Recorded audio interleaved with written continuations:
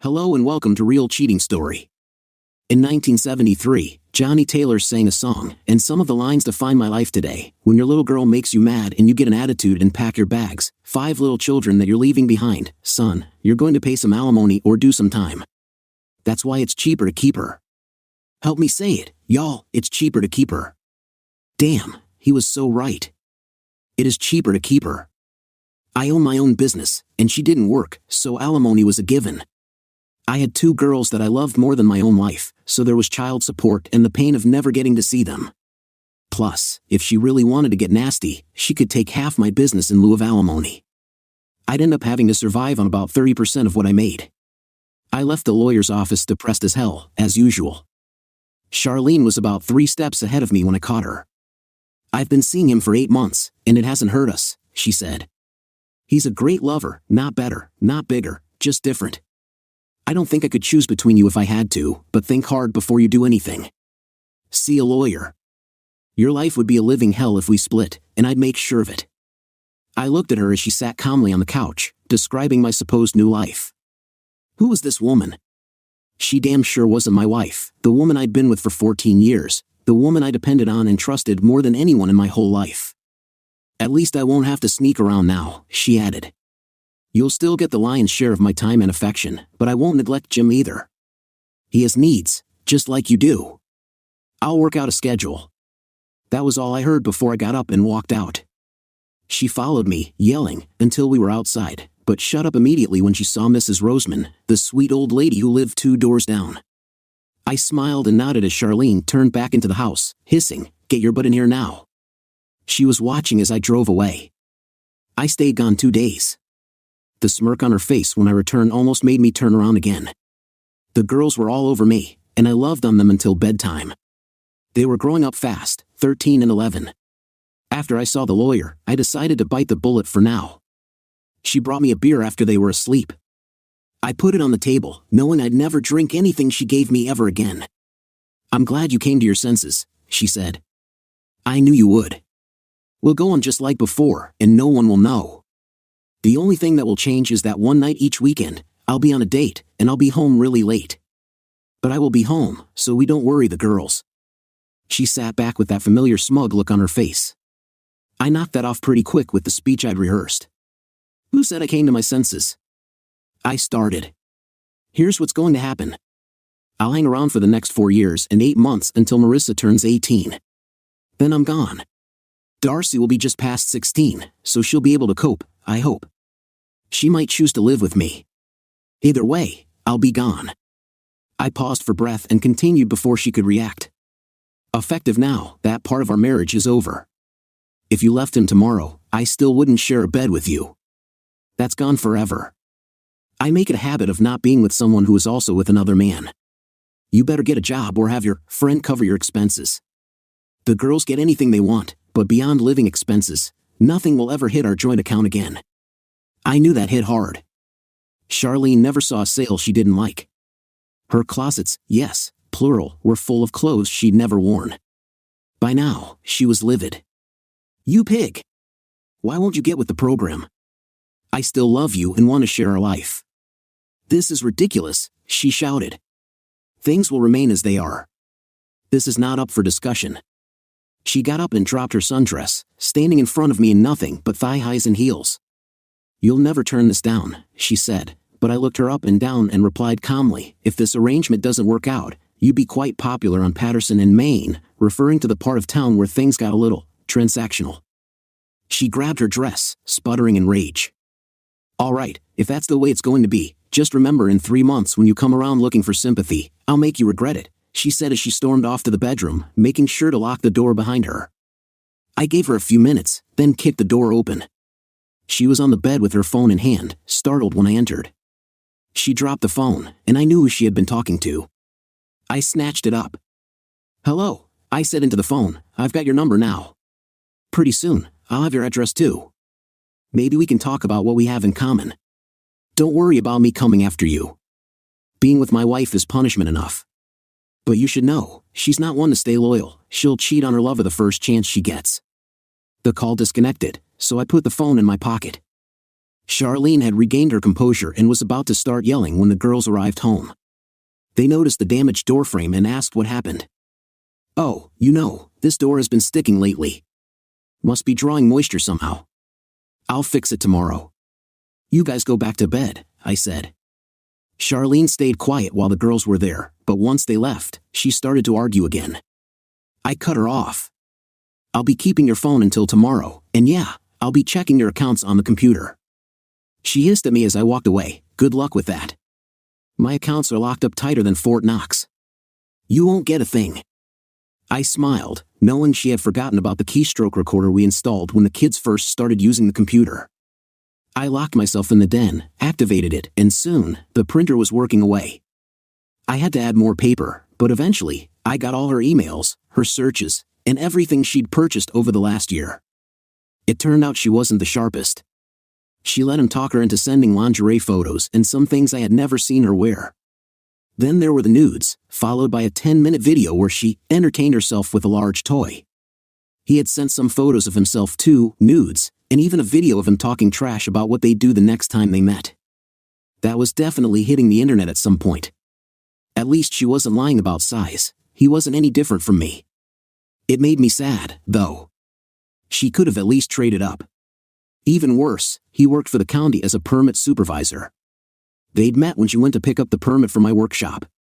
That's what I called it anyway. It was really a man cave, a place I'd retreat to when the estrogen in the house became too much. I had a pool table and a 50-inch TV in there, and during football season, I even had cable installed. The neighbors would come over to watch games with me, which most of the wives didn't mind. Charlene had to go back to the permit office twice when I added more things to the workshop. That's when the flirting started, then the coffees, the lunches, and eventually, the affair. She didn't seem to resist much. If anything, she was often the one taking the lead. I locked all the printouts away and sent the photos and videos to my office computer, then went to bed, surprisingly sleeping well. The next morning, I put on a cheerful face for the girls and made them breakfast while they chattered about school, boys, and their favorite music. The boy bands all blurred together for me, and I mostly tuned it out. They were too young for anything serious, thank God. Marissa, our 13-year-old, was starting to develop, and boys were noticing. We let her go out with groups of friends, always supervised by a parent, of course. They paired off, but as long as nothing foolish happened, we allowed it. The idea was that by the time she could date for real, she'd have some experience and hopefully avoid making any big mistakes. Darcy, who we called Echo because she always repeated whatever Marissa said, was only 11, so she didn't go on these outings yet. But we made sure she had plenty of opportunities to socialize at sports practice, dance lessons, band, and drama classes. One car or the other was always on the move. The girls were talking about their after-school activities when I dropped the first bombshell. "Sorry, girls, I've taken on some new responsibilities at work, so Mom is going to be your main chauffeur for a while. Since she doesn't work, I'm sure she can handle it." "Right, honey?" If looks could kill, I would have been a smoldering pile of ash. Charlene quickly told the girls they might have to ride with their friends sometimes. Why? What could be so important that you'd leave your kids to bum rides? If you need to do anything, you have all morning, right, girls? I asked. They agreed instantly. Yeah, Carol's mom is kind of creepy, and Jenny's dad stares at us. Please, Mom? Charlene was trapped. She fumed as the girls left for school, realizing I was right. All her rendezvous were scheduled for the afternoon, after all. As soon as they got on the bus, the conversation turned intense. "You know, that's the difference between us," he said. "It seems like lately all your focus has been on things that aren't very productive. You should start using your head more, especially when it comes to your kids." Before I left, I mentioned, by the way, I had the house wired for sound and video. If you bring him here, it will be online within an hour, consequences be damned. She was still trying to speak when I walked out the door. During lunch, I reviewed the footage and watched her frustration as she searched for the hidden cameras. Good luck with that, as even I didn't know where they were. The installer had advised me not to reveal their locations, suggesting that if I did, I might give them away. I got to listen to some intriguing phone calls, including several with her lover. He was being particularly difficult, complaining about how their afternoons had been disrupted and saying he would cut off the financial support.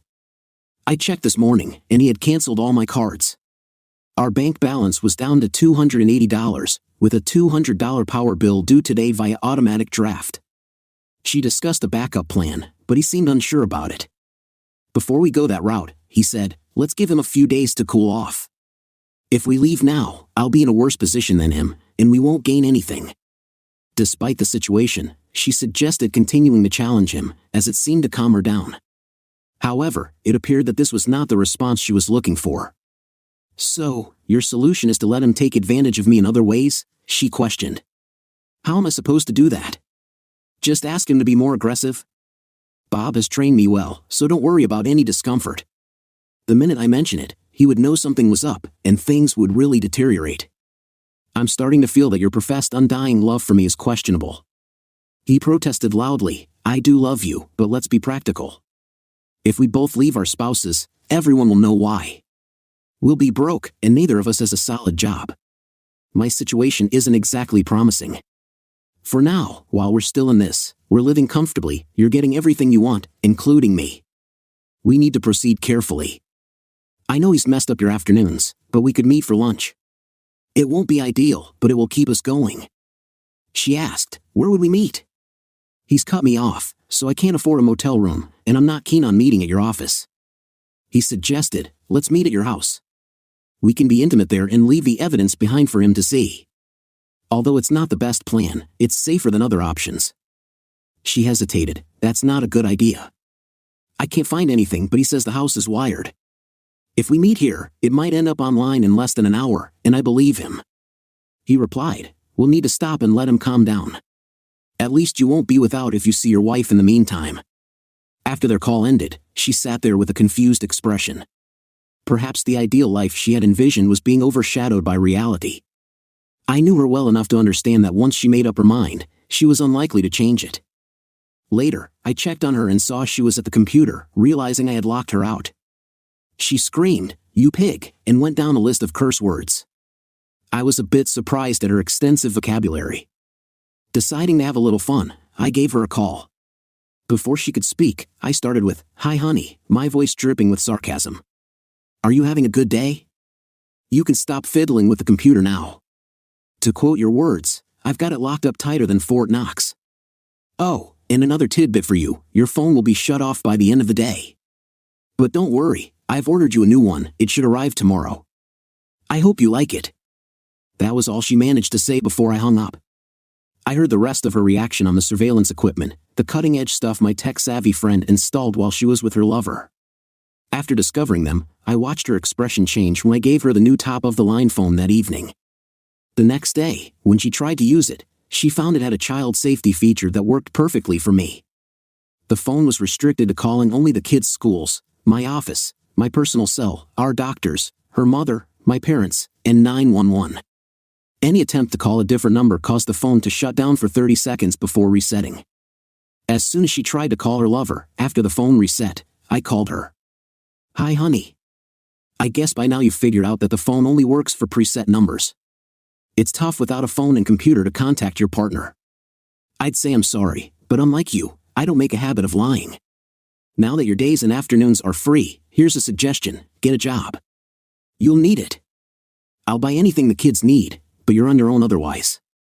Maybe you'll finally wear some of those clothes that still have the tags on them. I hung up before she could respond. When I got home, the atmosphere was frosty.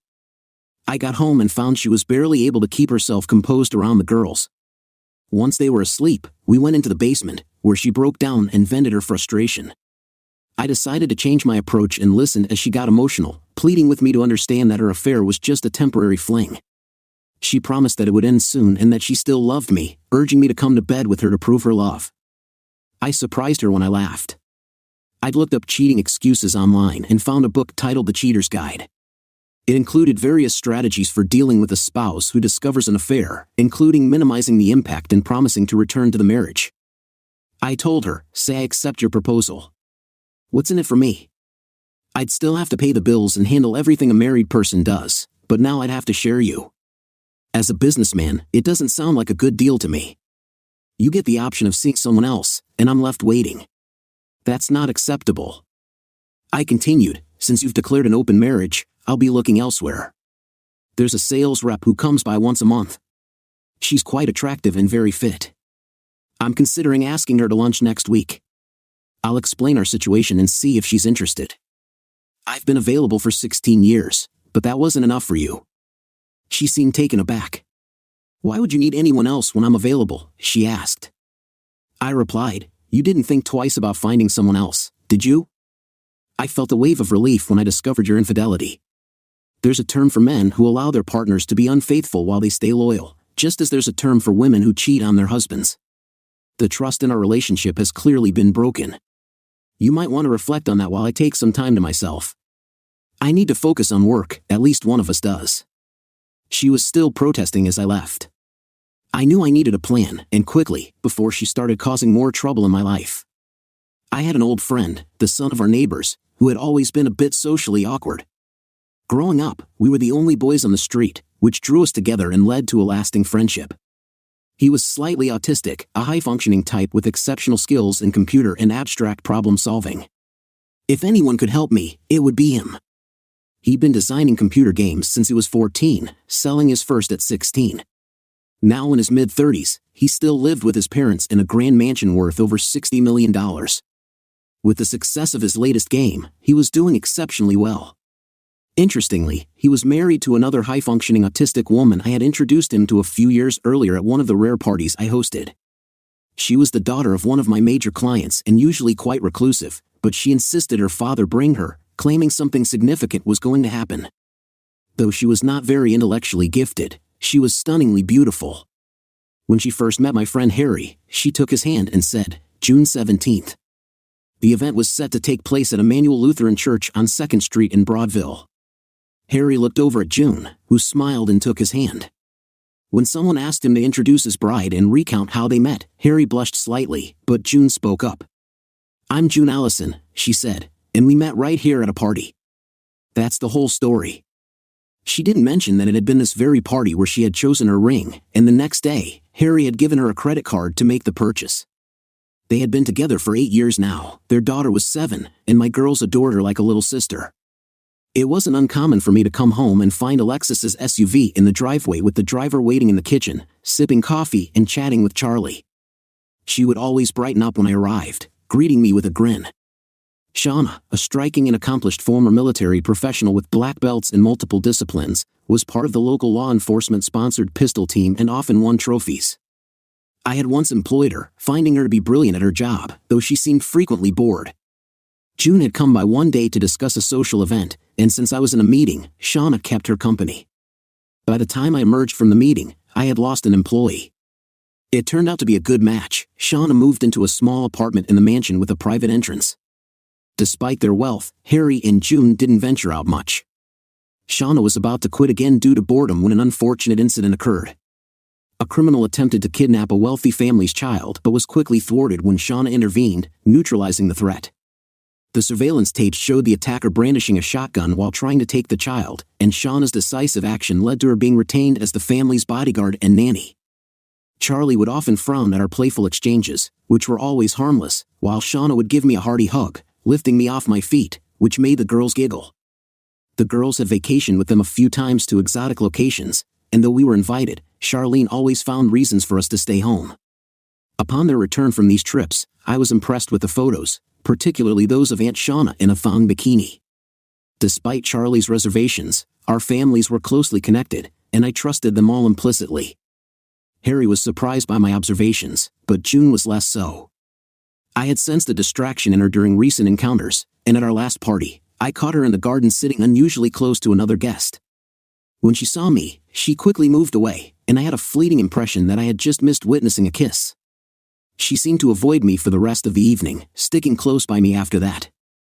I had intended to address the issue, but it didn't seem concrete enough to confront her about a potential kiss. I remember that night, we often split up at these gatherings to talk with different people. June had disappeared but reappeared and stayed by my side the rest of the evening. I had been contemplating my situation and had a long conversation about my priorities. What exactly do you want, Jack? Someone asked. I want to keep my girls in my life first and foremost. That's the most important thing to me. I also want her to regret her actions. We're done. She doesn't realize it yet, but when she does, I fully expect things to get ugly. I don't want to end up broke and alone when all is said and done." Nodding, he asked about the size of my house. They had been there enough to know, but he didn't ask unless he had a reason. We had gotten a really good deal on the house in an older neighborhood with large lots and plenty of mature trees. We bought it for about 60% of its normal cost because the owner was elderly and hadn't maintained it. She received enough from the sale to enjoy her days in a nice retirement community, and I got a 4,400 square foot 2-story house with a full basement. We had purchased it when the girls were very young, so it was the only home they had ever known.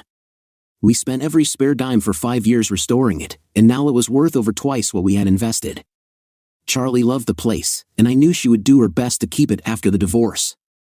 The conversation shifted when he asked about the basement and the work we had done on the house. We had left the basement alone with a vague idea of fixing it up for the girls to entertain their friends. By my estimate, the basement was almost 1,100 square feet. Jack suggested remodeling it, making it into a nice apartment, adding a separate driveway, and having it rewired for a separate electrical panel. That way, it would be completely independent from the rest of the house. If you did end up divorcing, you'd have your own space and full access to your children. She wouldn't be able to object, your lives would be separate, and you wouldn't have to see her if you didn't want to. I can't imagine a judge rejecting such a plan, especially when it benefits the children.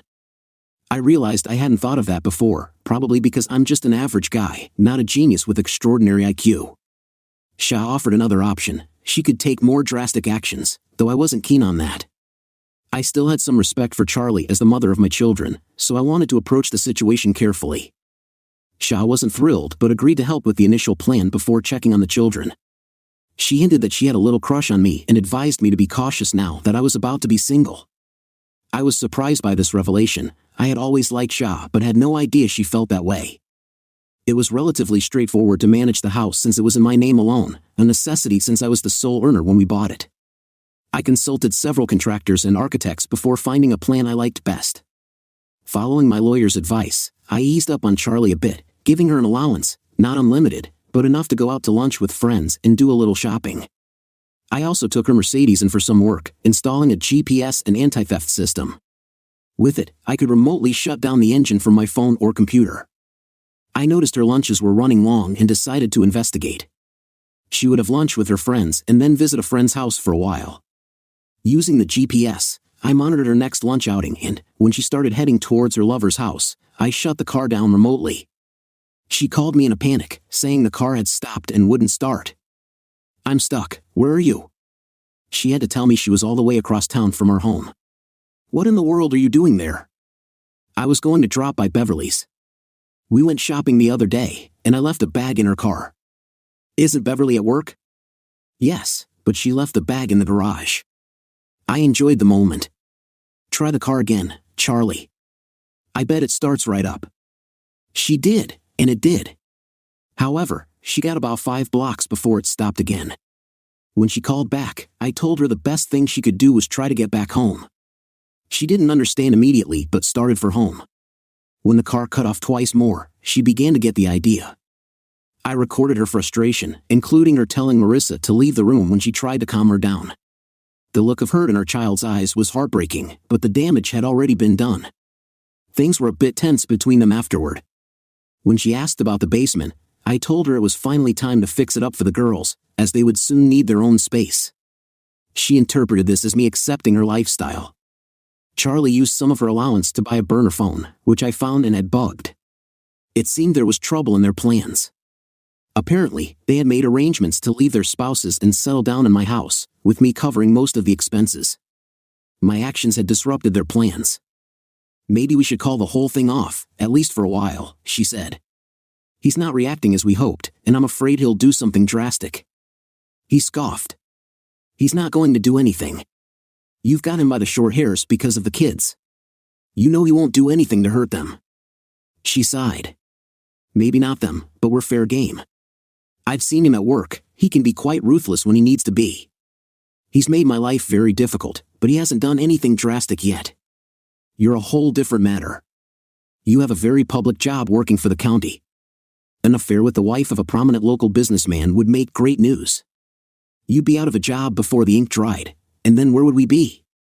How would you explain it to your wife?" Or have you told her yet that you're leaving her for another woman?" There was a long silence, and her tone had a definite edge when she spoke again. "I'm starting to think you've got more to lose than my husband. Man up and tell her before my husband does. Just because he hasn't acted against you yet doesn't mean he won't. He'll analyze every detail and hit you where it hurts most. You better be ready because it's coming. I don't want to see you for at least a month. We both need to think, and I need to repair as much of my relationship with my husband as I can. If we split up, I want him to be as forgiving as possible. I'm not going to push him too hard. He'll be fair, especially concerning the girls.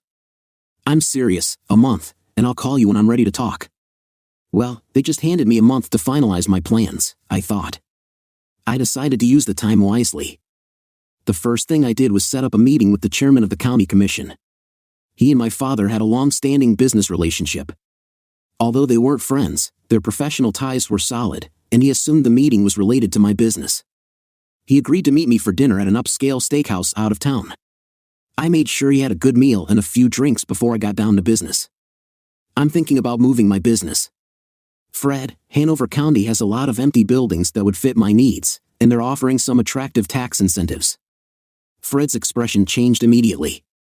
The idea of losing 89 jobs to another county was not appealing, especially since we had recently announced an expansion requiring another 30 or so workers. It would look bad, particularly in an election year. Why would you do that? The county has always had a good relationship with you. I'm not asking for any special concessions, Fred. The real issue is that the property I want has to be rezoned, and I anticipate difficulties with the permits. Fred seemed puzzled. The rezoning notices have gone up, and there haven't been any objections, so it should be a straightforward process. What makes you think there will be trouble with the permits? Because your permits and zoning manager is involved with my wife, and he knows I know. Fred looked visibly deflated. The scandal would be messy, and it would affect all departments in the county. Our local newspaper had an investigative reporter with a reputation for digging deep, like a bloodhound on a fresh trail. Fred stared down at his meal, now weighing heavily on him. You sure about this? I have video and audio evidence, including a scene with him on camera at his office, which shows unprofessional behavior on county time and property. What do you want? Well, his job on a silver platter would be nice. But aside from that, nothing at the moment.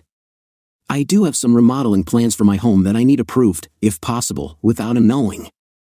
I'll look into it. I'm sure there's some seminar or training the county can send him to. 3 days should be enough. That would be helpful, Fred. I'll wait until after the elections, but then I plan to take further action. I trust that will give you enough time to address the situation. We parted ways, knowing our professional relationship had changed permanently. From now on, Fred would likely dread any request for a meeting. Another relationship damaged due to the complications with Charlie. There was indeed a seminar, and I had the contractor push the paperwork through under his name. Work began the following day. Charlie showed little interest, likely preoccupied with other matters. To her credit, she tried to mend our relationship, giving me a long speech about feeling bored and less appealing as a woman. She explained her actions as a mistake during a low point in her life and assured me it wouldn't happen again. I told her, what's going to happen when the girls grow up and leave for college? You'll be left alone, bored. Instead of ruining our marriage, you could have found a more productive outlet, volunteering, joining a book club, or getting a fulfilling job. Her response was a mix of tears and frustration. I won't touch you. Our relationship is on life support. It's only a matter of time before it ends. For the next few weeks, she made an effort to be a model wife and mother. We went out as a family and even took a long weekend trip to Disney, which the girls and Charlie enjoyed, though I hated it. The only tension arose at night. I had arranged the bedroom with 2 queen-size beds to make it clear we wouldn't be sharing. Despite her efforts to rekindle our intimacy, I remained distant, even pushing her away one night when I woke to find her next to me. Charlie hinted strongly at divorce, so I served her with legal separation papers. Knowing the confrontation would be tough, I took the girls out of school early and took them to the park. They weren't babies anymore and sensed something was wrong, but didn't know which parent was at fault. I gently explained that their mother and I were having problems and that I would be moving out. They burst into tears, hugging me and begging me to stay. I cuddled them until they calmed down. I won't be going far, my babies. I could never live without you, but I'm moving out of the house and into the new apartment I built in the basement. Technically, I'll still be in the house, but it will be completely separate. That's why I put twin beds in the second bedroom. It's not as nice as your rooms now, but it will always be there for you. Here are your keys. I just ask that you don't let your mother get her hands on them." They smothered me with kisses, happy that I would still be close by, but they were still sad about the separation. I cheered them up a bit by promising them a shopping spree on Saturday to decorate their new room however they liked. When we got home, I sent the girls into the basement to check out their new room and see what it needed. When Charlie met me at the door, shouting at the top of her lungs, I knew I had made the right decision. Her outburst was so loud that the neighbors called the police. On my lawyer's advice, I stayed out of the house, even though it was wired for security. I showed the police officer my copy of the separation papers when she asked about the argument. I made it clear that while the separation was legal, it stemmed from Charlie's actions, not mine. Yes, I have evidence, including video and photos of unprofessional behavior in the office. If you need proof, I can provide it, I said. Charlie looked angry and defensive. So what? That doesn't mean he has the right to leave me and our children. The officer asked to see the house. I led her around, unlocking the privacy fence I had installed.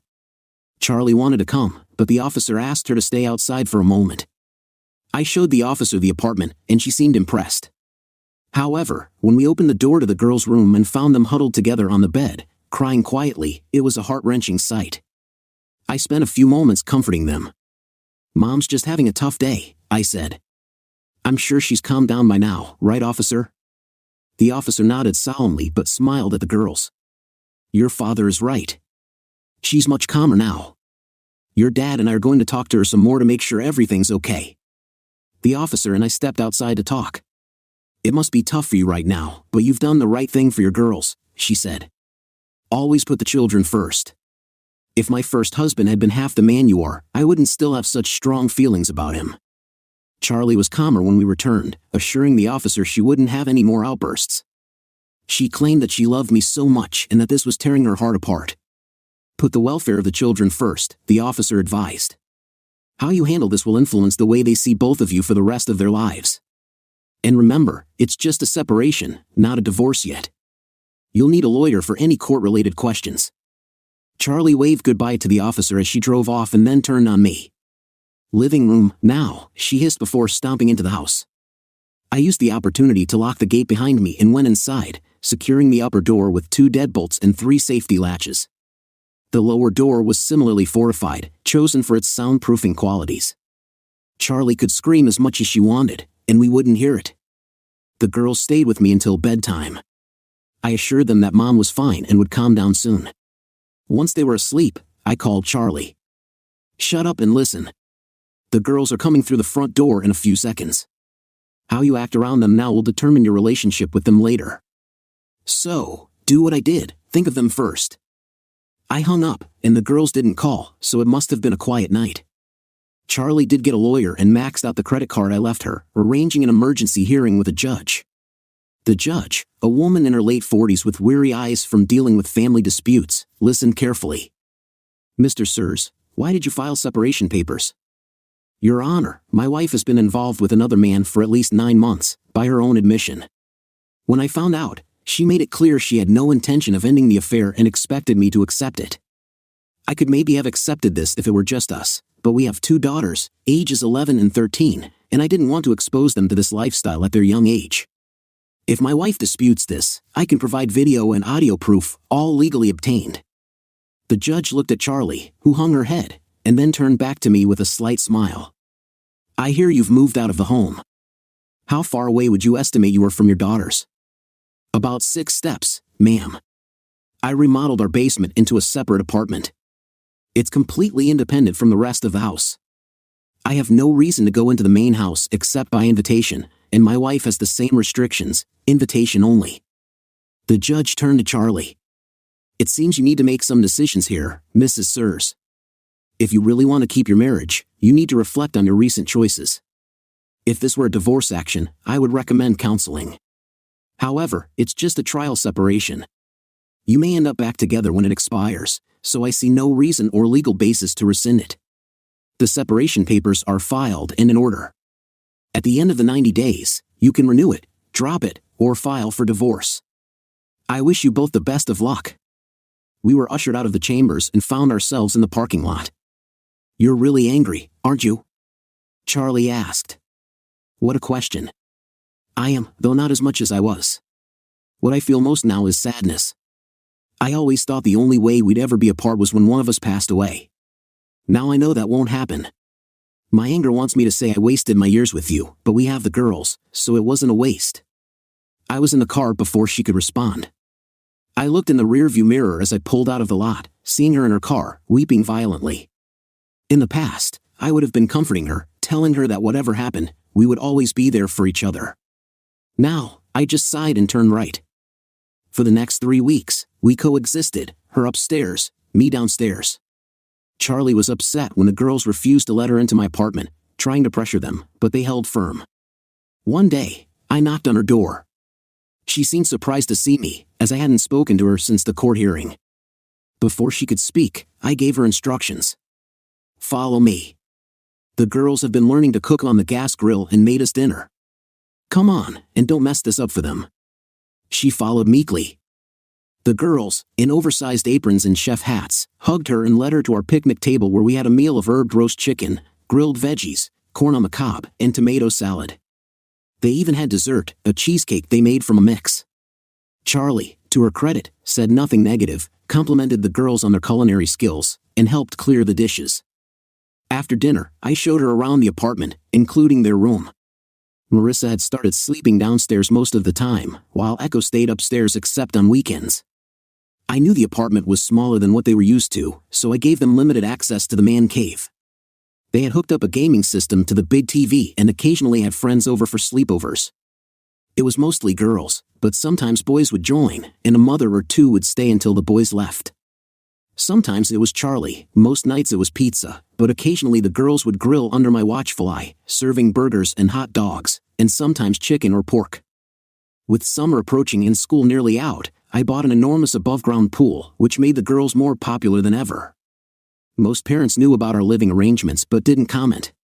Some of the moms hinted around, and one outright told me she would be open to exploring a relationship if I was ever available. I thanked them graciously and promised to keep them in mind if I became unattached. This angered Charlie, especially when these interactions happened in front of her. She chastised me one night after the kids and parents left. "Are you serious? That woman practically climbed into your lap while you were eating. Do you know how embarrassing that was for me?" "Not really. Do you think it was as embarrassing as finding out your spouse was involved with someone else and that all her friends knew about it and even helped cover for her? If it is, I can empathize.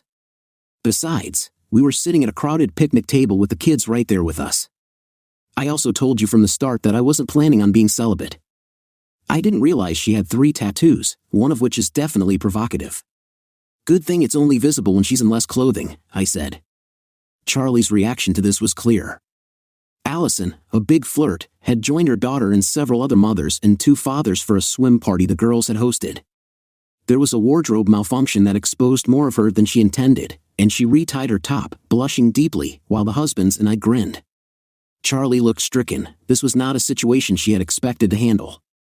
To deal with it was all, of course. I was not going to do anything that would give her ammunition in the divorce when it came. Still, it felt good yanking her chain. I tried to avoid any contact with Charlie, although I still monitored her phone calls and videotaped her daily life. Apparently, going from having multiple lovers frequently to none at all for 3 months was taking a toll. She seemed to have an extensive toy collection that I was never aware of. It was kind of unusual but also sad in many ways. After she found her release, she often cried herself to sleep. She still had her burner phone, unaware that I had bugged it and removed the restrictions from her regular phone. I remember seeing the shock on her face when a telemarketer called, and her hastily calling everyone she could think of to verify it was fully functional. She took it as a sign that I was thawing and things would get better, rather than realizing it was the end of our marriage. If she had thought about it, the fact that I no longer cared if she talked to her lover or not should have given her pause. The elections had come and gone, the county manager had retired, and the new appointee promised the commissioners he would trim the fat out of all the county budgets. Bob was quietly let go. He railed at the manager and appealed to the county commissioners. They met him in a conference room and played the clip I had given them of him making inappropriate remarks in what was plainly his office while discussing what he was going to do with Charlie when they got together next. Here's the situation. Bob, the holder of this video, has threatened to go public with it and sue the county for allowing a manager to conduct an affair and use county resources for personal matters. To make it go away, all we need to do is fire you without a recommendation. If we don't, we risk embarrassment and probably have to pay you a substantial amount to settle. Additionally, we'll make sure you're charged for as many offenses as our attorney can find, which would likely ruin your chances of ever working for another county or municipality and make it very hard to find any management position in the private sector. Do us all a favor, Bob, consider it a lesson learned and walk away. He had no choice, and the local paper didn't even make a note of his departure. He basically just disappeared. Charlie called me, waffling between anger and remorse. Did you have to do that? He's got young children. How is he going to support them? I said, I'm sorry about his children, but his wife has a good job now, and with child support, she should be fine. She's not a stay-at-home mom anymore. Seems she has a degree in accounting and a local company hired her quickly. I hear it's a really good job. Charlie responded, who would have hired someone who's been out of the workforce for 6 years and given them such a good job? I replied, me, before hanging up. Bob's wife was a plump, pretty woman with a perpetual smile on her face. It took me destroying her world to finally make it go away. What will I do now? His was the only income we had. How will I take care of my children? Her oldest was at school, and the 3-year-old was busy trying to climb all over me while I tickled her. I offered, you can come work for me. Word has it I'm a pretty good boss. Even if you don't take the job, I'll help you. It isn't my fault he betrayed your marriage and put you in this position, but whether it's fault or not, I feel a responsibility. This is a no-strings-attached offer. My kids are older and already know, but it still affects them greatly. I'm doing my best to minimize the pain, but I can't take it away. That is, of course, if you want to leave. If you want to stand by him, you have my prayers. But I have to tell you, this all seemed too smooth in practice to have been his first time. I appreciate your patience and apologize for the information I had to give you. If you decide to divorce, I can't help you with evidence. She tried to fight back the sobs as she held her daughter. She called me 3 days later in a tight, controlled voice. She told me he wasn't going to tell her about his termination or that the affair was over until she confronted him.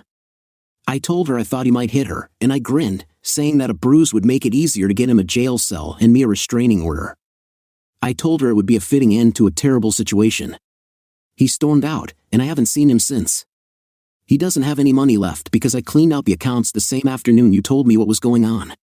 It wasn't done out of spite, well, not much anyway. He has 2 small children and they have needs. I wasn't going to let them lack for anything because of his mistakes. I've got enough to live on for 3 months. Is that job offer still open? She started part-time the next week. I was delighted to see how sharp she was, and we worked out a deal where she would be in the office half the time and work from home for the remainder of her hours. This helped her tremendously with childcare. My staff weren't oblivious, and when Charlie's picture disappeared from my desk to be replaced by more of the girls, they understood. They even offered cautious condolences, except for one person.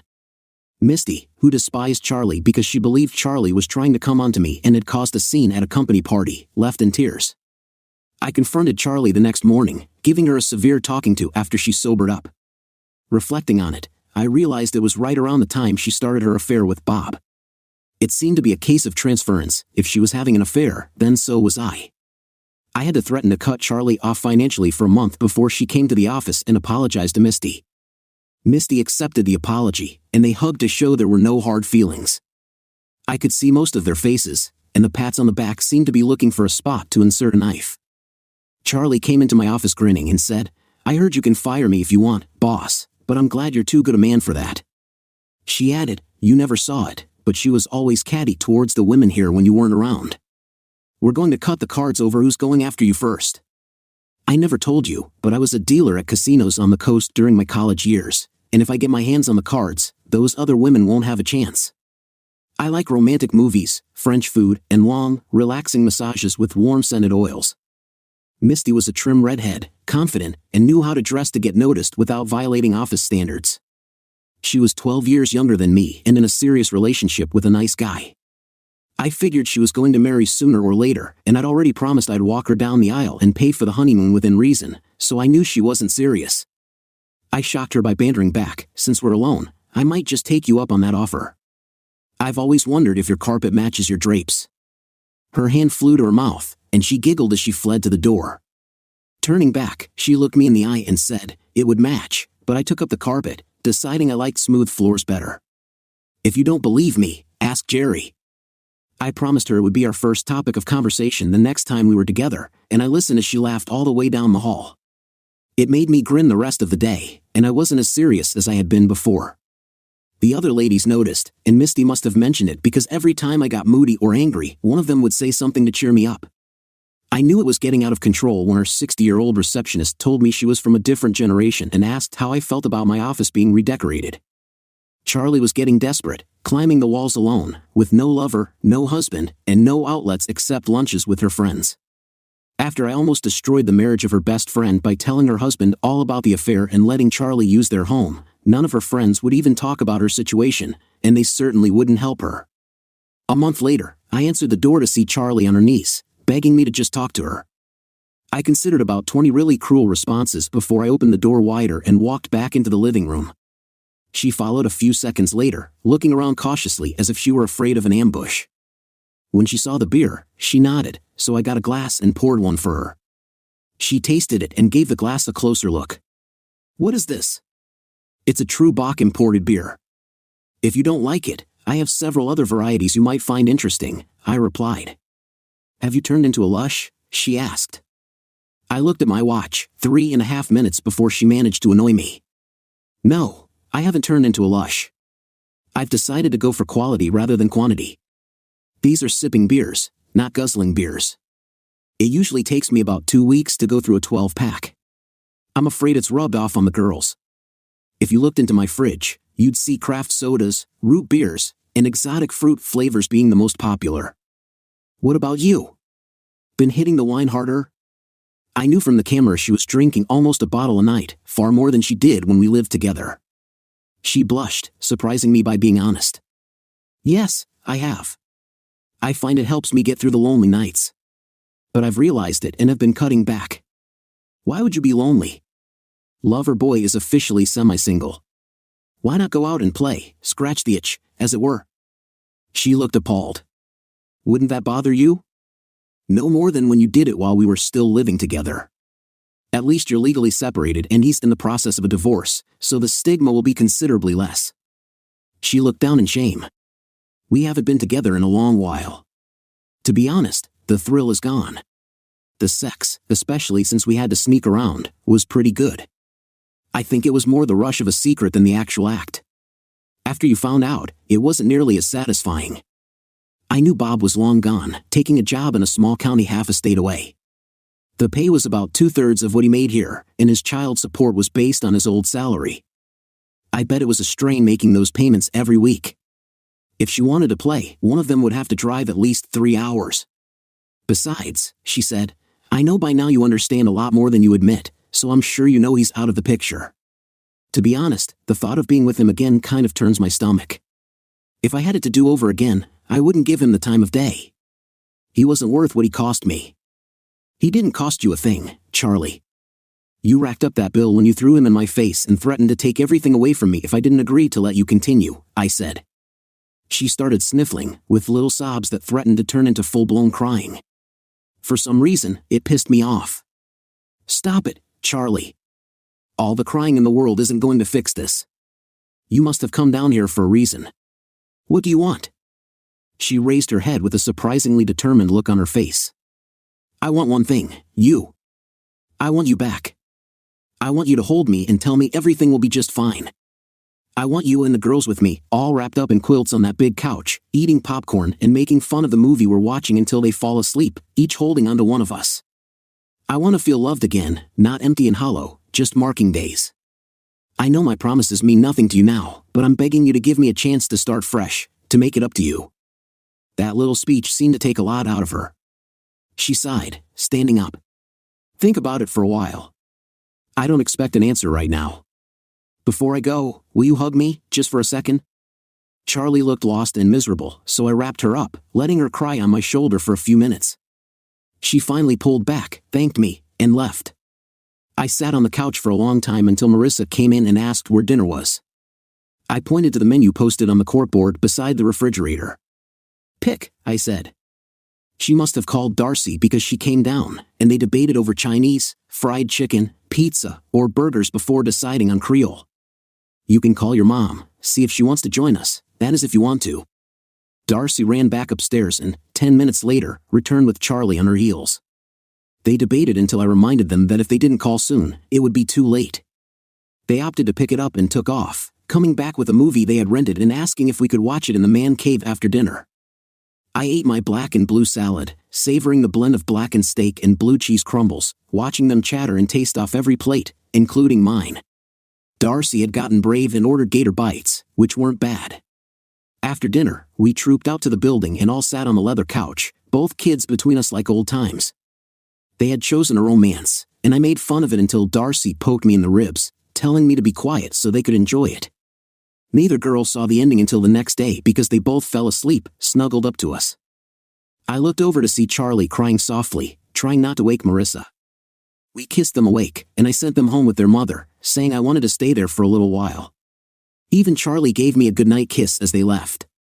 I sat there a long time, thinking about whether I could ever trust her again, what I would do if I did, and whether my heart could take another hit like that. Sleep was a long time coming, and they found me still on the couch in the man cave the next morning. I went in and showered while they finished the movie. I have to admit, Charlie really tried. She cooked my favorite meals and didn't complain when I didn't always accept her invitations. The relationship with the girls grew stronger, especially when school rolled around and she took them shopping.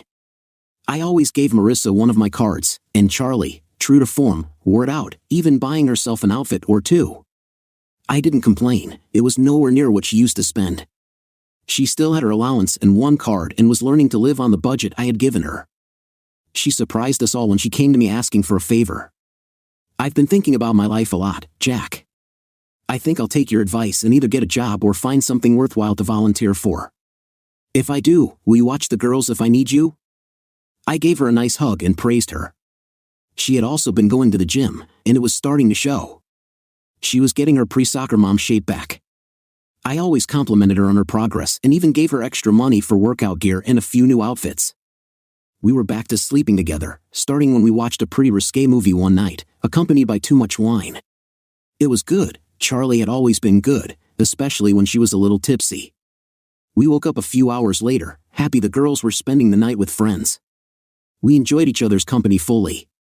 I woke to her being very attentive, and she refused to stop until I was completely satisfied.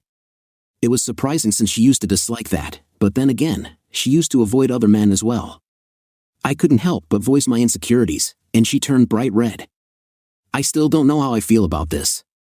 This is the first time, and I did it as a thank you for last night and the fact that we've been getting along better," she said.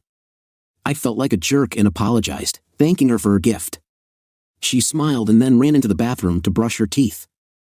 "Where do we go from here?" I asked. She was genuinely surprised by my question. "As far as you want to, but from now on, if either of us has an urge, I want the other to address it. I haven't been with anyone but you for months. Oddly, after I cheated, I became faithful. The thought of another man touching me turns my stomach."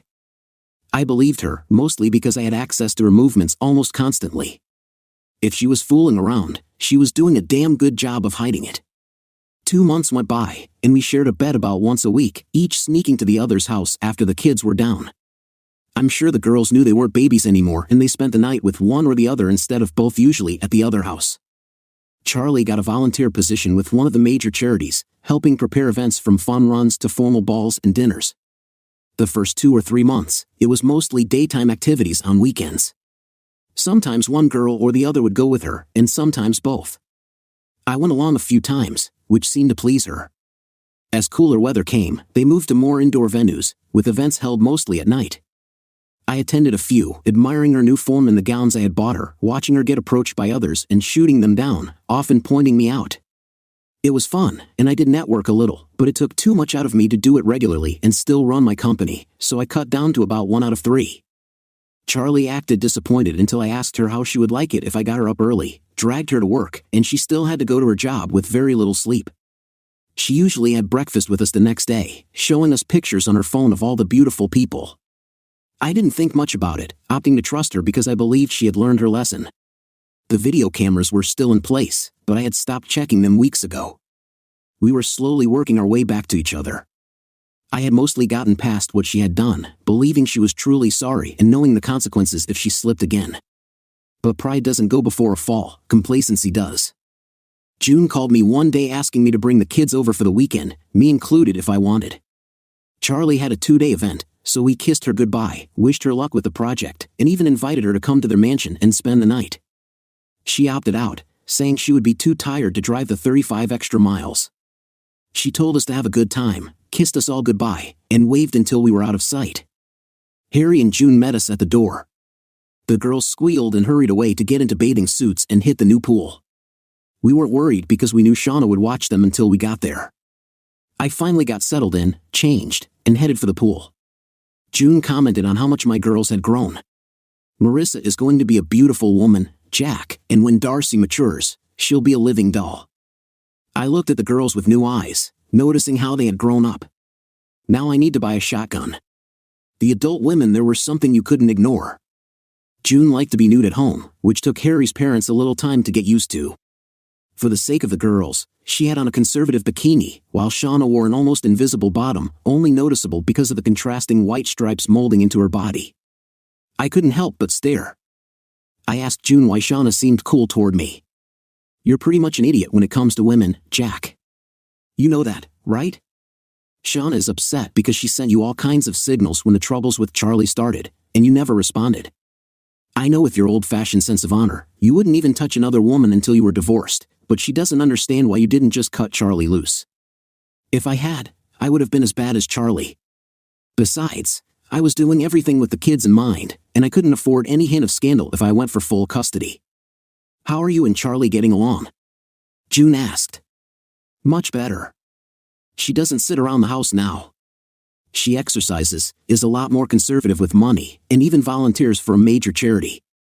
I still haven't moved back in, but we have occasional sleepovers. I have high hopes for the future. Harry sighed and June wouldn't look me in the eyes. We need to talk, Jack, after the girls are down for the night. That ruined my mood for the rest of the evening.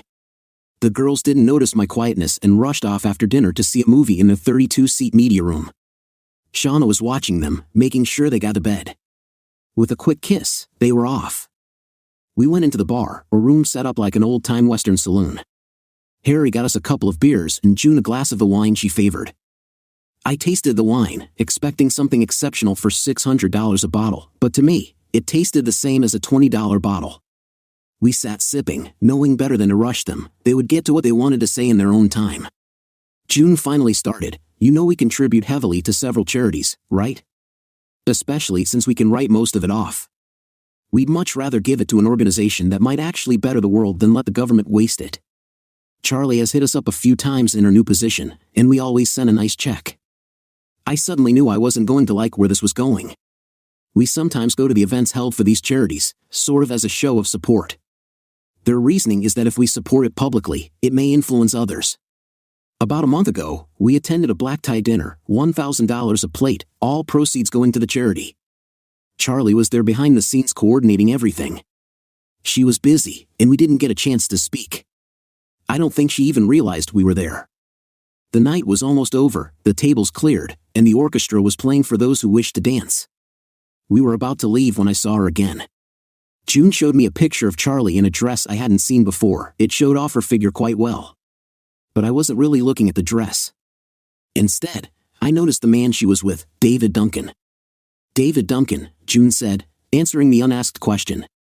He's pretty well off and a known flirt. He goes to these things hoping to score and likes to seduce married women. He's very good, Jack. He's even tried his lines on me once or twice before giving up. I used the facilities and went back to Harry, showing him the picture. We blended into the scenery, which wasn't hard in a crowd of 500. The men were all dressed in tuxedos, and the women in gowns. We got a few more pictures, some of which were inappropriate. That's why we wanted you here. It's not our life, but you are one of our oldest friends, so we decided to tell you. What you do with the information is up to you. We didn't want you to repeat a mistake most couples would have never spoken about due to some obscure belief about bearers of bad news. We wanted to give you information and time to consider your choices. If there was some way to convince the rest of the world to think this way, it would probably be a much better place." I nodded, lost in thought. The first betrayal had hurt me badly, but this one, after all we went through and all the promises she made, hit me hard. Without a doubt, our marriage was over. Emotions hadn't hit yet, so I thanked Harry in June, excused myself, and went to bed. I figured I'd stay awake half the night, but when my head hit the pillow, I was out like a light. I woke up at 6, lying there reviewing what I wanted to do. The divorce was back on, without a doubt. I'd call the lawyer Monday and set it back in motion. I wasn't sure when I would tell Charlie or the girls, but I wasn't going to let much time pass. It was time to move on. I'd go my way, she'd go hers. I would still live in the basement until Marissa graduated, and maybe Darcy would come with me when I moved out. If Charlie had any sense, and judging by her actions, she had precious little, she would be agreeable for the sake of the girls. If not, she wasn't known for being agreeable. Time would tell. We spent the next 2 days watching the girls enjoy themselves, although we got into the activities as well. June had decided she wanted horses, so they built a 6-stall barn and filled it up. I was a little afraid of animals that huge, but the ones they purchased were known for their intelligence and gentle nature. Harry discovered he was allergic to horses, so June, Shauna, the girls, and I saddled up, spending a pleasant morning ambling around. June had a picnic delivered to their gazebo by a pond, which could just as easily be considered a small lake. Harry met us there with fishing rods, and I bow out of fishing for a few hours before heading back. The pond was well stocked, and we both believed in catch and release, so we enjoyed the fight the base gave us before removing the hook as gently as possible and sending them back to grow bigger for the next fight. While we fished, we talked business. I owed my company to Harry. He and June basically insisted I started it all because of something I did for June out of kindness. June suffered from dry skin, not horribly, but enough to be uncomfortable at times. An offhand comment started me thinking. As a civil engineer specializing in water systems for multi-story buildings, I decided to create what we trademarked as the wall. It was one wall of your shower with padded protruding nozzles every 4 inches, from knee-high to neck-high. They would pulse and vibrate while dispensing first soap and water, then rinse water, and finally body lotion. It would wash, massage, and apply lotion all at once, a one-stop shop for cleanliness. A side effect was that when someone leaned into the vibrating heads, the experience could be quite pleasant. The pressure and temperature of the water, the intensity of the vibrations, and the heat of the lotion were all controlled from a small touchpad computer on the shower door, with up to 6 programmable preferences for every family member. Although this wasn't mentioned in advertising, a few articles in women's magazines praised the feeling of cleanliness it provided. Harry allowed me to install the prototype for June, and she loved it so much that she showed it to her friends. This led to a stream of women visiting to try it out. Eventually, Harry wanted his bathroom back and told them to get their own. June then called me with 7 orders to be delivered as soon as possible. I surprised her by saying I no longer had the time or inclination to continue, it was just meant to be a nice gesture for friends. This led to a lengthy discussion about the costs of building it and whether I had protected the idea. Harry immediately loaned me his lawyer to secure the patents and draft a charter for an LLC. We rented a small industrial building, and I hired 2 people to help build the units for June's friends. We installed each custom-fit wall in their bathrooms to rave reviews. Their friends were wealthy, which was fortunate because the product was not cheap. It wasn't about keeping up with the Joneses but more about keeping up with the Gates and Buffetts. Harry and June loaned me $500,000 to start, and from there, the business grew. The first 2 years were covered by word of mouth and magazine write-ups. We ended up installing the units for many actors, sports figures, singers, and writers, even 2 former first ladies. 5-star hotels began adding them to their luxury suites. One former NFL quarterback was so impressed that he had me build a portable unit for his team's locker room. It stayed there for 2 months until the coach had it removed to stop arguments over who would use it next.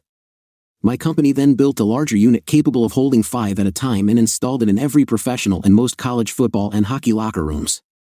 Almost every major sport that required physical conditioning got involved. Harry ensured we had international patents and we took legal action against companies in France and Portugal, ending up with their assets. After the divorce, Harry planned to take the company global and to keep it out of Charlie's influence. I was okay with that, angry enough to not reward her but not enough to sabotage her. I decided to sell the company to Harry for a nice profit after deducting the debt. I would still work there as a manager for a very good salary. The arrangement was transparent, and when the divorce happened, I planned to offer Charlie 60% of our assets instead of maintenance and child support. I had calculated the amount based on my new salary and had it deposited weekly into an escrow account for the final split, to be used when the kids needed anything. I would give her the house as an $800,000 gift after the girls turned 18, ensuring they had a roof over their heads, and agree to cover all utility bills until then, unless she remarried.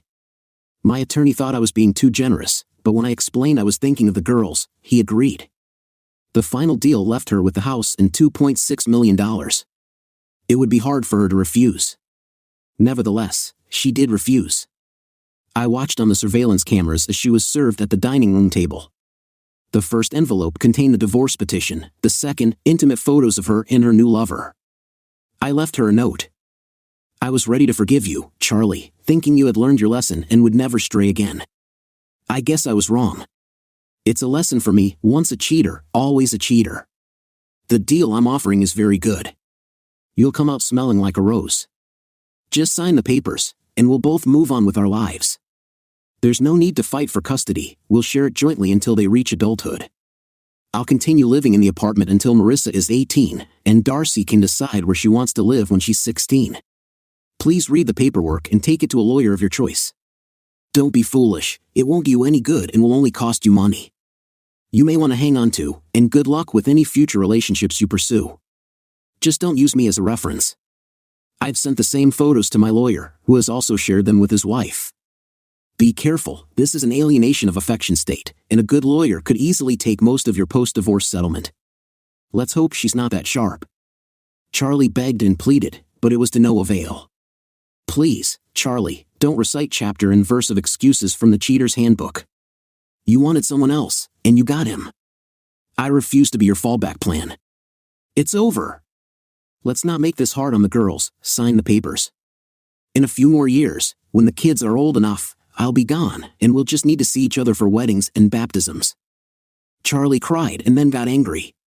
Her lawyer was sharp and advised her to accept the offer.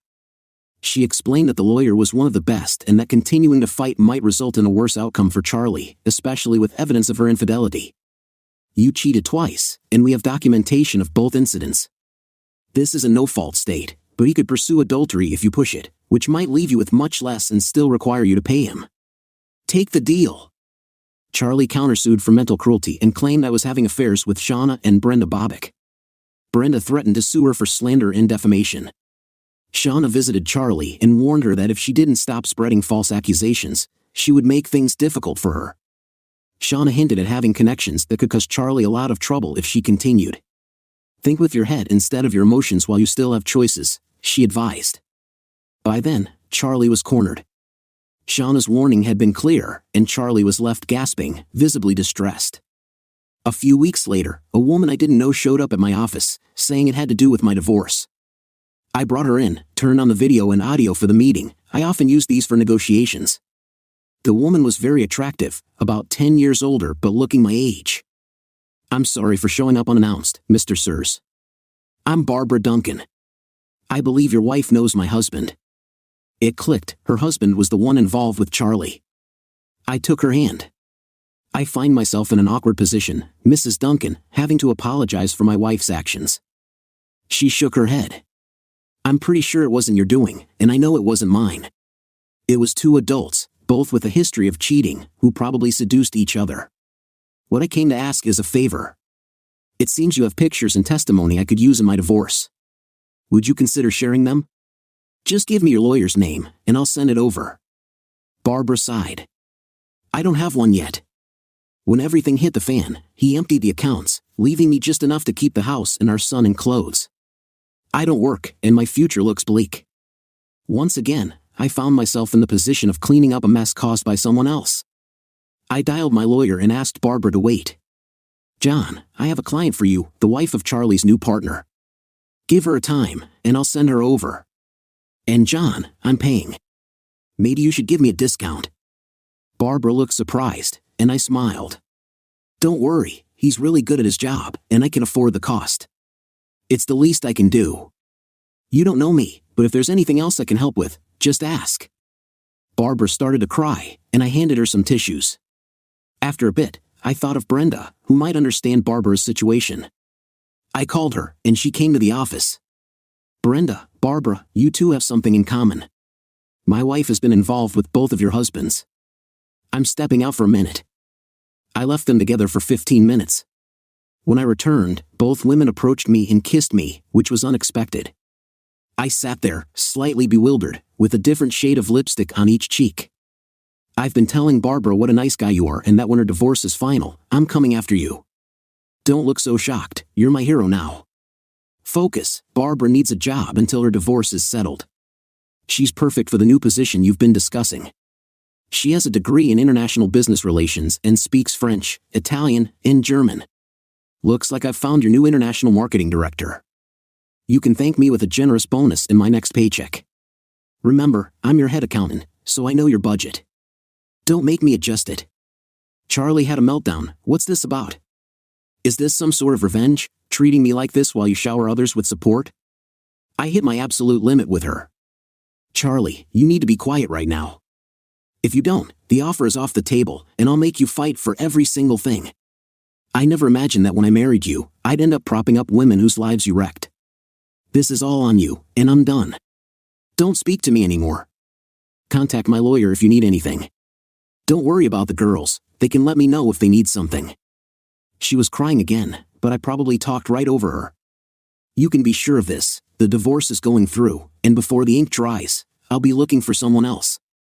The girls need a positive female role model, so go ahead and mess up another marriage or two. Send the women to me after you're done, and I'll do my best to help them rebuild their lives. Maybe they can form a support group or something. Goodbye, Charlie. I think my anger scared her, as she backed into a corner, wide-eyed and silent. I didn't even close the door when I left.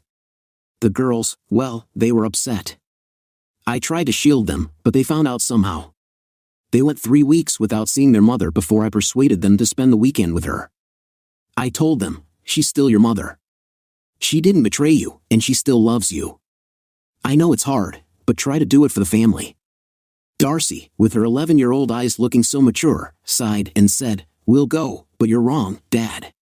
She betrayed us just as much as she betrayed you and took away our normal family life. It will never be the same. We'll do things with you and with her, but we'll never do them together again. We won't share collective memories. Love you, Dad. She gave me a big hug and walked away, looking so mature for her age. I might need to consider therapy for them, for all of us. It took 11 months and cost her about $600,000 from the settlement before she gave up. She asked for an hour to talk before signing the papers. I told her, what could you possibly say that would change anything? If you're sorry, I accept your apology. Otherwise, sign the papers. I'm not dealing with more drama. Darcy was now 12 and a half, blossoming into a rare beauty, while Marissa, almost 15, looked like a young model. People still came over for pool and man cave parties, and when boys showed up, their mothers kept a close watch. Charlie never offered to come. I was still paying all the bills for the house and would continue until the youngest went off to college. I had adjusted the petition slightly. Instead of going to Charlie, the house would be sold, and the profit split evenly. Charlie would still have enough to live comfortably if she managed her money wisely. As soon as the divorce papers were signed, Brenda came after me. I tried to be gentle, saying, I'd love to, Brenda, but you work for me, and if we didn't click, it could become very awkward. She replied, I'll quit. You'll get my resignation in a moment. I laughed. You love your job, and although you're really good, no one will pay you what I do. I could marry the bank, she said, but it would be a long time if it ever happens. Please stop, I said. She sighed. Well, I had to try. I wore something special today just for you. Those things are uncomfortable. She reached under her skirt, removed a piece of clothing, and handed it to me. Here's a memento of what you turned down. Think about me the rest of the day, knowing I'm not wearing anything under this skirt. As she twirled and left, I caught a glimpse of her. I put the item in my desk drawer. Barbara took her shot. She said, I'm not looking for a relationship, I just need some fun.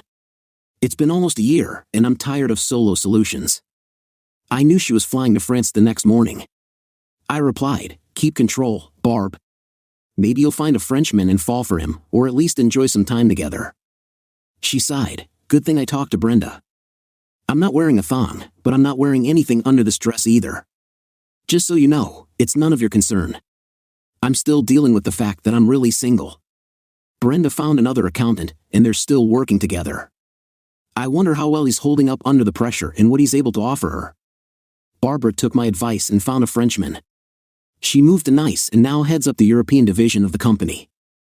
I spent about 9 months dating a few women I met through friends and social events. I discovered that, while I still had some physical attraction, nothing much developed beyond that. Harry and Jane did their best to support me. I had the girls over occasionally, and we had decent times together. Shauna had left, saying that while she loved the girls, it was time for her to move on. I was a bit disappointed, but I understood. 13 months after the divorce, Charlie got engaged to someone she met through her volunteer work. When I heard about the engagement, I wondered if Charlie might be more useful elsewhere, and she took the hint and left. I met her fiancé a few times. He seemed like a decent guy, and best of all, he hadn't been involved in any previous relationships that were broken up. The girls liked him. He had a good sense of humor and didn't try to act like a father figure. Sometimes he'd take them to the movies or out to eat while their mother was working. Oddly, I didn't feel threatened and was pleased they were adjusting well. Then, one day, they came home looking sad. Over the evening, I found out that Josh had broken off the engagement. I asked them if they knew why. Darcy said, "Seriously, Dad, it's Mom. What do you think happened?" I had become comfortable enough with Charlie that I could interact with her without feeling revulsion, but I didn't encourage contact. I had removed all the surveillance equipment because it wasn't my business anymore. Still, I was tempted to turn it back on when Josh appeared. I wondered if Charlie was still behaving the same way she did when we were together. Thankfully, I never acted on that temptation. 17 months after the divorce, I came home to find an old friend sitting on my couch. Shauna had come into town and stopped by to see the girls. Marissa was 16, and I had bought her a car for her milestone birthday. She had chosen a 4-wheel drive Jeep, which was a lot safer than many other cars teens typically want. Shauna and the girls were popular at school, and it made sense for them to have a vehicle that could handle their activities. Darcy came bouncing up to me, excited. "Dad, guess what? Shauna wants to take us camping, and Star's going with us. Can we go?" I was surprised. Darcy was usually quite girly, and I couldn't picture her sleeping on the ground or getting dirty. Shauna was grinning when she said, "You can come along. I'll probably need help. Darcy can bring 2 friends, Marissa can bring 2, and Star can bring 2. Managing 9 girls from 10 to 16 might be more than I can handle." I said, "I doubt there's anything you can't handle. You'll have them organized like a well-oiled machine. Come with us, Daddy. We'll need someone to carry things and cook meals. You don't expect us to do everything, do you? We'll be on vacation." Marissa smirked and said, "I'm detecting a conspiracy here." "All right, I'll make plans. I have some free time coming up, so it might be good to use it. Are you bringing that white bikini, Shauna?" Shauna, the warrior, actually blushed. "Not this trip. I'll probably keep it more appropriate since it's a group of young girls. I don't want them to see anything inappropriate." I blushed a bit myself. "Okay, I'll try not to be inappropriate around my daughters." They giggled, and I went off to order pizza while they planned their camping gear on Darcy's laptop. I had a feeling this trip was going to cost me a lot. Shauna visited every 2 or 3 days leading up to the trip to check on their purchases and make sure they were prepared. She made them practice setting up and taking down the tents until they could do it with their eyes closed. Star was often with her, showing she had inherited both her parents' intelligence and her mother's looks. I hadn't talked to Charlie in a couple of months. She had several men over, sending the girls to me for the nights she had dates. I couldn't help but think she wasn't much of a role model right now, but the girls seemed pretty level-headed about it. Then one day, she called, wanting to talk to me about the girls. My alarm system went off. This could not be good news. I met her at her front door, and she went straight to the point. "Stop poisoning my girls against me. I'm sick of hearing about Shauna. She can do this and that, but if you're involved with her, keep it away from my girls." It took me a moment to find my voice and another to calm down enough to sound reasonable. I started by laughing. From a woman who's had a parade of lovers in the last few months, you think the girls are naive enough to believe you're just sitting around all night? What a hypocrite. By the way, I'm not involved with Shauna, but even if I were, it wouldn't be your concern. I've tried to stay out of your business, so please stay out of mine. You look like you've had a rough time. Maybe you should get back to the gym, have your hair done, and take care of yourself, for the girls, at least." I left her shocked and in tears, just as Shauna drove up. I surprised her by giving her a passionate kiss. At first, she was taken aback, but then she responded, and before I knew it, we were caught up in the moment. We broke apart when we heard clapping and a door slam. The girls had rushed out when they saw Shauna arrive. It was amusing to see Shauna, usually so composed, blush. "Why did you do that?" she asked. I smiled. "Because I've always wanted to, and it exceeded every fantasy I had about you. Honestly, I did it partly for the shock value and partly because I wanted to see if it felt as good as I imagined. And I'd really like to try it again to make sure it wasn't just a one-time thing." Shauna grabbed me and kissed me again. When we broke apart, I surprised her by leaving a small mark on her neck. The girls dragged her inside, giggling uncontrollably, while I started up the grill. After dinner, Shauna came out alone for a quick make-out session. She traced the front of my shorts, and I nearly lost control when she touched me. "Nice," she said, turning to leave. At the gate, she paused and said, "You shouldn't have kissed me because now that I know you're interested too, it's on. And you better be ready. Don't try running." "Does it look like I'm running?" I shot across the yard, picked her up, and gave her another kiss, along with a playful pat on her rear. She smirked and said, "That was nice. Please, sir, may I have another?" I watched her walk away, admiring her confident stride. The girls were all over me when I got inside. "Back off, kids. I have no idea what I'm doing or where this is going. Let me try to process this before we talk about it." They smirked and walked around humming the wedding march for the rest of the week. I checked everything on the list Shauna had given me. Coordinating this trip took a lot of effort, but Shauna had Star and her 2 friends in her 4-wheel drive vehicle, while Marissa had her 2 friends and Darcy with her friends in another. I drove one of the company trucks, loaded with gear. According to Shauna, it took 4 hours to reach our destination, but it was worth it. We were completely isolated. It would take 30 minutes to drive to the nearest bathhouses. Shauna took charge and set up the tents. I was responsible for organizing the food into bear-proof containers, which wasn't comforting. The coolers would be locked in the vehicles at night, and Shauna sprayed bear repellent around the site and vehicles. I also had to assemble the charcoal grill. By lunchtime, we were all set. Lunch was cold cuts and sodas. The girls giggled and eyed the lake as they put on their bathing suits. I drove back to the marina to get the keys for the largest pontoon boat available. After an hour of instructions, I took it out, figuring that with 9 girls and 2 adults, it wouldn't be overloaded. When I returned, I saw the girls and Shauna lounging on blankets in their swimsuits, soaking up the sun. I realized how much the girls had grown and how my time with them was growing shorter. Marissa would be off to college in 2 years, and Darcy not long after. My nest would truly be empty. I noticed Shauna lying on her stomach in a swimsuit top, which was undone. As the blood diverted from my head, I thought that maybe it wouldn't be so empty if I followed my heart. I sat down beside her, and she murmured a greeting, handing me some lotion and asking me to do her back. Her skin was surprisingly soft and supple. I finished her back, and she flipped her long black hair out of her eyes, grinning and telling me to do the rest. "You have no idea how badly I'd love to do that, but we have an audience," she said, looking over at the 9 girls who were watching, with the older ones grinning. She sighed, sat up, and tied her top. It was almost as nerve-wracking watching her lotion herself as it would have been if I had done it. I decided that a dip in the cool waters of the lake was just what I needed. Shauna smirked, and Marissa and her friends grinned as I dove into the lake. I cooked for them while they played. Shauna had brought some games that required a lot of physical activity, and they screamed and ran until they were ready to drop. We fed them and then hauled them back to the bathhouses. I took my shower and then had to sit outside on the bench forever while 10 females went through whatever rituals prepared them for bed. They were nodding off in the vehicles, and we almost had to carry some of them to the tents. Every girl followed Star's lead when she kissed me goodnight and called me Uncle Jack. Every girl followed suit, and I received 9 very nice, very sweet kisses. Then the same thing started with Shauna, and soon every girl was giving Aunt Shauna a kiss.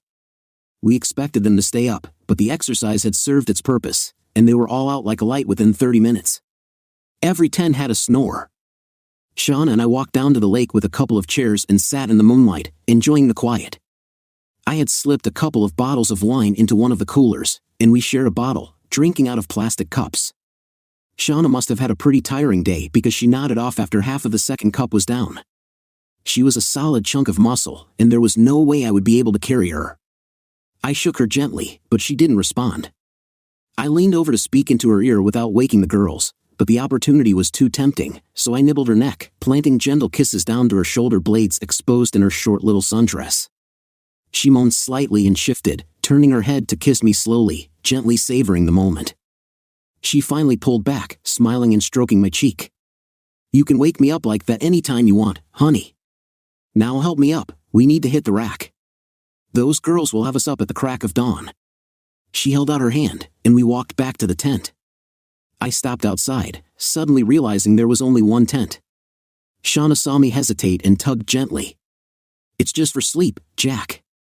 I'm pretty vocal when I get started, and I have no intention of damaging 9 young minds. Now come on."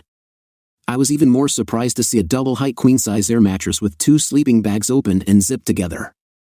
"I sleep on the left side," she said as she turned out the lantern. I heard a rustling sound and realized it was her dress hitting the floor. She had on a tiny pair of white bikini panties and nothing else. She slid in and threw the cover back. "You coming?" I didn't even hesitate, dropping my shorts and sliding in beside her in my boxers. She gave me a quick kiss, turned over, and spooned to me, dragging my arm over her tummy. She snuggled until she was comfortable and was out instantly. It took me a while because I had to work the iron bar in my boxers into melting, but eventually, sleep found me. I woke up to giggling, still spooned to her. Shauna was arching back into me while keeping my hand firmly where it was. Giggling, she reached down and gently grabbed my morning wood.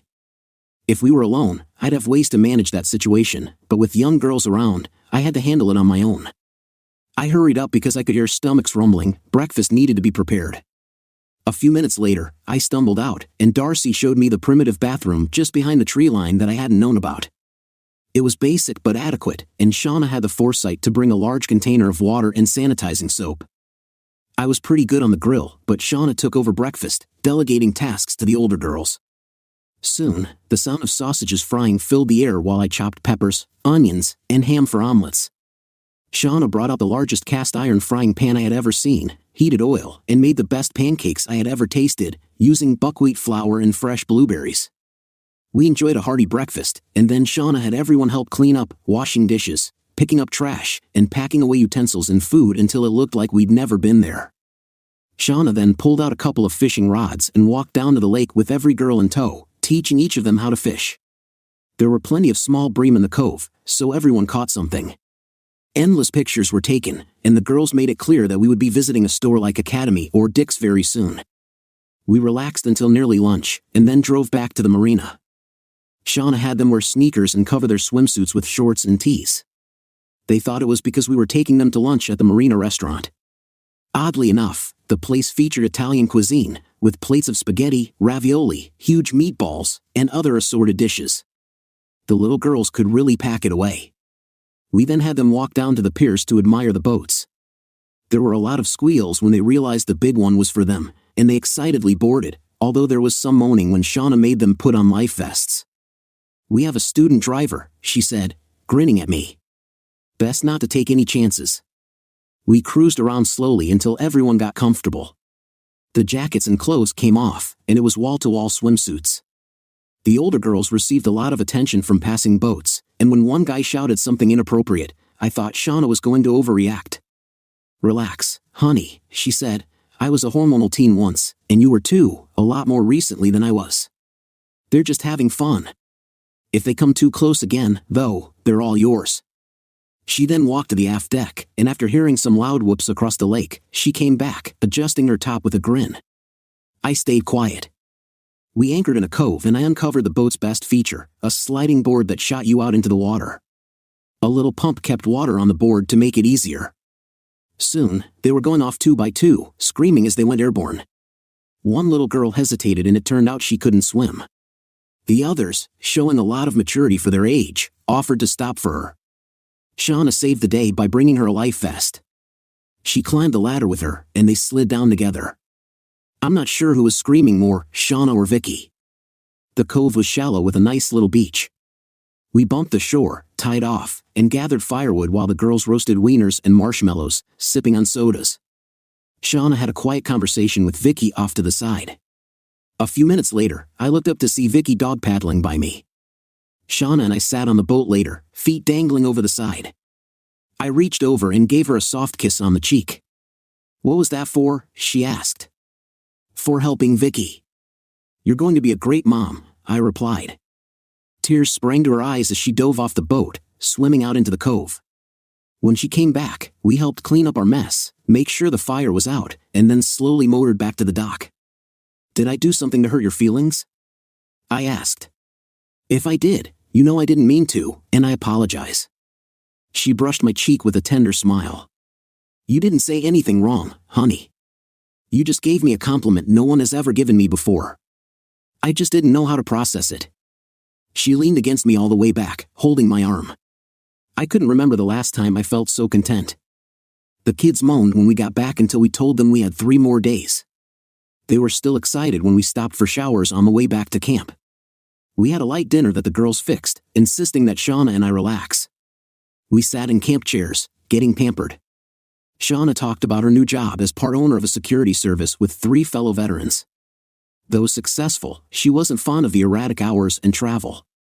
I told her about selling the company, surprising her. It didn't bother me. I had started it just to help a friend, and while the money was good, it wasn't my main focus. I wanted to provide a good life for my family and later just for my girls. Shauna sighed and held my hand. "I know you don't really show it, but Charlie hurt you more than you let on. I was married once, too. I loved him and thought he was my life partner until I returned from a deployment and found out he was divorcing me for what I thought was a good friend. She was 6 months pregnant. At least he had the decency to wait until I came home, but it still hurt. I was a little shocked she had never mentioned this before, and I found it sad. Charlie taught me a lot about channeling pain," she said, and I could understand. We lay in the chairs until dinner was served. I was glad my girls had learned to use a grill because many others were clueless. Shauna and I washed up while the girls sat around the fire, singing as one of Marissa's friends played guitar. It didn't sound bad sitting in the dark with no one else around to judge. We tried to wear out the pontoon, and the girls insisted that, for their combined birthday presents, we get one of our own. I didn't fight the suggestion at all. Shauna and I shared a bed for the next 3 nights, sleeping in our underwear. On the last day, the girls were almost frantic, trying to cram as much fun into the day as possible. It left them so worn out that they dropped off to sleep right after dinner, not even trying to sit up around the fire. Shauna kissed me and said, "Come to bed and I'll let you finish the massage." I was in bed before she could finish talking. I didn't have the willpower to wait any longer. Shauna reassured me that the girls were exhausted and would be sound asleep, so we could be quiet and gentle. We spent some intimate time together, and afterward, we fell back, exhausted but content. Shauna snuggled in closer and soon drifted off. I thought I heard her say "love you," but I wasn't sure. Lying there in the tent, surrounded by the sleeping girls, I realized I was the happiest I'd been in a very long time and went to sleep smiling. The girls got us up the next morning, and after a tremendous kiss from Shauna, we dressed and faced the day. Marissa, Darcy, and the rest of the girls had smug grins, and I knew there were no secrets in a tent. I looked at Shauna, enjoying the blush on her cheeks as we cooked our last meal. After everything was packed, we made sure we left the camp in better shape than we found it and took home memories that would last a lifetime. In a move that I'm sure was planned, Marissa drove Shauna's SUV, another girl drove hers, and Shauna rode with me. We drove, holding hands, feeling no need to speak. An hour from home, Shauna finally spoke. "I've thought about this a lot over the years. Truth be told, we could go home, date, and dance around how we feel about each other, but I'm going to be straightforward. You will love me, marry me, give me more children, and spend the rest of your life with me. If you object to any of this, I'll get into my car when we get back, drive off, and you'll never see me again. Oh, and by the way, I love you." I thought for a moment and then replied, "Okay, I've thought about it. We'll go to the jeweler tomorrow to find you a ring, then start house hunting.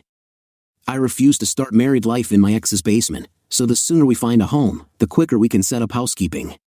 You might want to bring the girls in for consultation when you narrow down your choices." Agreed? "Oh, and just to make it formal, Shauna Hunter, will you marry me?" She sat there for a few seconds before the tears started. Then, the tears gave way to a smug look. She texted someone and told me to pull over right away. I thought Marissa, who was driving the Jeep, was going to wreck the car. She pulled over so fast. Shauna jumped from the truck, raced around, and pulled me out before I could get out on my own. As 9 girls danced and cheered around us, Shauna gave me the most satisfying kiss of my life. Marissa, still holding her phone, showed me the message, "Operation a success. Well done, troops." Shauna grinned, and with a playful smile, said, "You weren't supposed to see that," as she hugged me again. I sighed as I closed out my computer, reflecting on my 60th birthday and my last day of work before retiring. I had made plenty of money, and it was time to move on. Darcy had become a whiz at math and business, and after getting her MBA, she worked for Harry, learning the business from the ground up before taking over as CEO of a global operation. Marissa, following in my footsteps, got an engineering degree specializing in bridge building, a career that took her all over the world. She had found a life partner and adopted 2 little girls, my only grandchildren so far. Darcy was still married to her job but seemed close to an engineer she had met through her sister. My musings were interrupted when my wife came in with our twin daughters, who were about to graduate high school. They had chosen different colleges, wanting to live life as individuals for a change. Shauna was right when she said we would make beautiful children together. Shauna retired from her field the day we married, took over the management of her company, and later sold her share when she became pregnant. Our company was almost their only client, and Harry's empire had become huge. There were many times when the information they uncovered significantly altered business decisions. As I helped pack up the pictures on my desk, I stopped at one of our wedding photos. Shauna, June as the matron of honor, and 9 bridesmaids, 3 16-year-olds, 3 13-year-olds, and 3 10-year-olds, all looked elegant in their floor-length gowns, holding up their gowns and showing combat boots with a sign that read, "Operation Successful." We were retiring to our house on the lake, the same lake we camped at all those years ago. There were 2 huge pontoons and a speedboat tied to the docks, and all the kids from that trip were frequent visitors, bringing their own families and recounting tales of the lake adventure, as they called it. I doubted we would have much privacy, but that was all right. Whatever happened with Charlie, though I cared only about how it affected my children, he ended up with the house. She was far from pleased, and though she vented her frustrations, she soon realized her efforts were falling on deaf ears and eventually gave it up. What really upset her was when a house came up for sale a block over, and Shauna decided it would be the perfect place to start our family. After spending $500,000, she had a show house featured in a magazine. It boasted a full-sized in-ground pool and a hot tub, which we enjoyed until we nearly wore them out during the first year. Custody was never an issue since the girls were within walking distance from each house, though they chose to stay with us most of the time, especially after their younger sisters were born. By then, they were almost grown. Charlie remarried twice. The first marriage ended after 2 years when his wife was caught cheating. Fortunately for her, she had built a good public image, so she was protected. Brenda and Barb, for fun, tracked down Charlie's ex and offered her a job. The second marriage is reportedly an open arrangement, and they used the basement for recreational purposes. Maybe she got what she wanted all those years ago. We see her occasionally, and she still carries a grudge. Time hasn't been kind to her, and age is starting to show. Old habits die hard. She still prefers the mall over the gym. "Dad, hurry up. If we start now, we can still get an hour or 2 on the lake." I grinned, picked up my box, and walked out with my family to start the best part of my journey through life. Dear listeners, please share your thoughts in the comments section below, and don't forget to like, share, and subscribe.